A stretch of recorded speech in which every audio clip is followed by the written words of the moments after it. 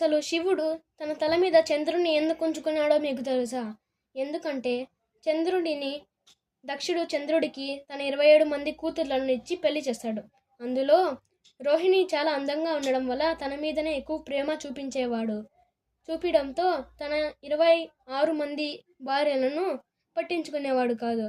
ఇదే దక్షుడు చాలాసార్లు చెప్పడం వలన చంద్రుడు వినకపోవడంతో తన ఓపిక నశించి ఒక శాపం పెడతాడు. నువ్వు లోకాలకి వెలుగు ఇచ్చే నువ్వు కాంతిహీనుడు అవుతావు అని అంటాడు. చంద్రుడు ఇది ఆలోచించుతాడు. నా వెలుగు లేకుంటే ఔషధ మూలికలు ఏమైపోతాయని. అప్పుడే బ్రహ్మ ఇచ్చిన సలహాతో శివుని దగ్గరికి వెళ్తాడు. శివుడు శాపాన్ని పూర్తిగా తొలగించడం వీలు కాదు.